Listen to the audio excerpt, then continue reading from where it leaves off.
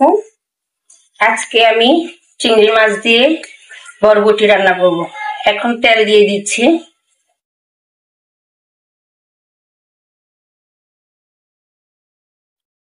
এখানে কিছুটা কচু পেঁয়াজ দিয়ে দিলাম।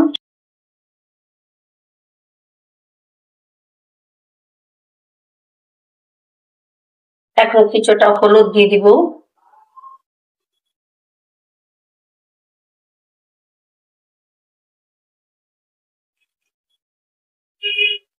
এখন আমি চিংড়ি মাছ দিয়ে দিলাম।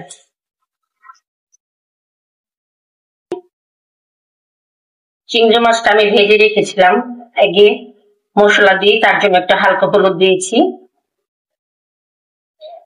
এখানে আর কোনো কিছু অ্যাড করতে হবে না, জাস্ট আমি বরবটিটা দিয়ে দিব। এখন কিছুটা লবণ দিয়ে দিব। এখন কিছুটা লবণ দিয়ে দিচ্ছি। লবণের পরিমাণটা একটু কম হয়েছিল, তার জন্য। এখন আমি বরবটিটা আলু দিয়ে, বরবটি দুইটা আলু আর কিছুটা বরবটি আমি কেটে রেখেছি।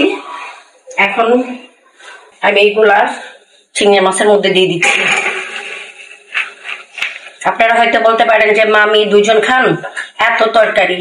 আসলে তরকারি বেশি দেখা যায়, কিন্তু পরে আস্তে আস্তে করে কমে যায়।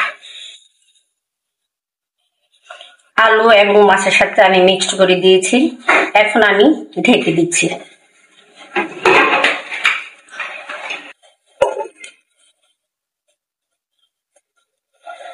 এখানে আমি একটা মরিচ দিয়ে দিলাম, কারণ ভাতটা বের হয়ে যাচ্ছে।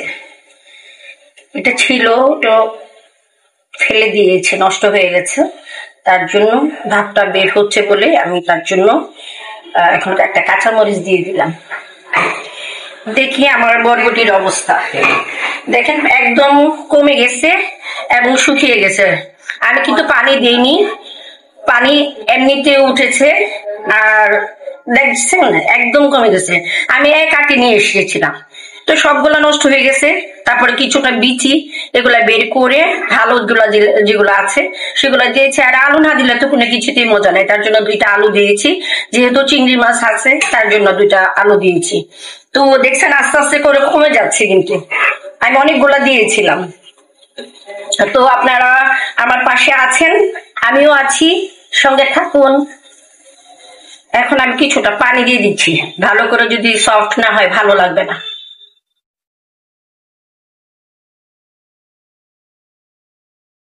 এখন আমি কয়েকটা কাঁচামরিচ দিয়ে দিলাম, আর কিছুটা দিব ধনিয়া পাতা। ধনিয়া পাতা ফ্রিজে রেখেছি, এটা ঠিক হয়ে যাবে, আস্তে আস্তে একটু গলে যাবে, একটু টেস্ট লাগবে। যেহেতু চিংড়ি মাছ আছে, বরবটি আছে, আলু আছে, ভালো লাগবে। এখন আমি গুলে দিচ্ছি, আস্তে আস্তে হতে থাকুক। আমার বাসায় গেস্ট আসছে, আমি ওদের সাথে একটু সময় দিচ্ছি, ওদের সাথে একটু কথা বলি, আস্তে আস্তে হোক। এখন আমি একটু নেড়ে দিচ্ছি। এই যে কি যেন বলে, ধনিয়া পাতাটাও একসাথে মিক্স হয়ে যাচ্ছে, তার জন্য আমি এখন একটু নাড়াচাড়া দিয়ে আমি দিয়ে দিচ্ছি। আর ওদেরকে কিছুটা নাস্তা দেওয়ার জন্য প্রিপারেশন নিচ্ছি। তো গেস্ট বসে আছে আমার ডাইনিং রুমে, আমিও আপনাদের সাথে কথা বলছি আর আমি রান্নাটা শেষ করছি। তারপরে আমার আরেকটা রেসিপি আছে, সেটা আমিও রান্না করব, আপনাদের সাথে শেয়ার করব। এখন আমার বরবটির অবস্থাটা দেখছি, আমার বরবটি ভাজি হয়ে গেছে। কিছু ভিজা ভেজা রাখবো, সাথে ভাত খেতে ভালো লাগে। তো আমার বরবটি ভাজি হয়ে গেছে, আপনারা দেখতে পাচ্ছেন অনেক সুন্দর হয়েছে, আমার কাছেই ভালো লাগছে। আর আপনার কাছে কেমন লাগবে আমি জানি না, কারণ বরবটি ভাজি এবং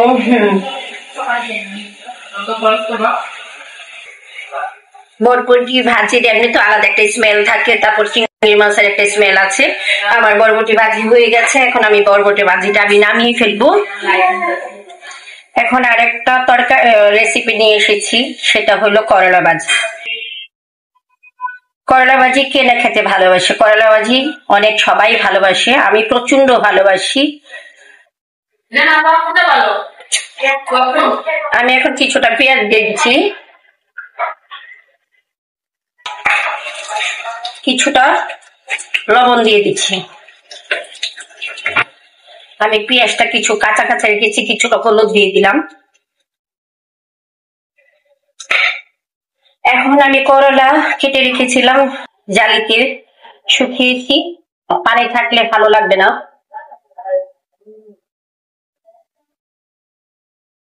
এখানে আমি আলু কেটে রেখেছি, সেই আলুগুলো দিয়ে দিচ্ছি।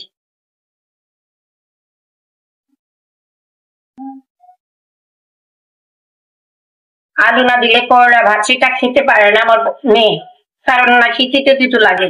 তিতো তিতো আমার কাছে অনেক ভালো লাগে। করলা ভাজি তিতেই তো মজা, করলা রস খেতে যে মজা। আমি খেয়েছি, আমি জানি যে করলা শরীরের জন্য উপকারিত। তার জন্য করলা ভাজি আমি ½ কেজি নিয়ে আসছি, ½ কেজি আমি রান্না করছি। লবণ দিয়ে আমি অনেকক্ষণ ভিজিয়ে রেখেছি, তারপরে এগুলো আমি সুন্দর করে মাখিয়ে ভালো করে তিত রসগুলো এগুলো বের করে ফেলেছি। এখন আমি একটু ঢেকে দিব, দেখি আমার করলার অবস্থা। অনেক সুন্দর হয়েছে আমার করলাটা। এখন আমি কয়েকটা কাঁচামরিচ দিয়ে দিব।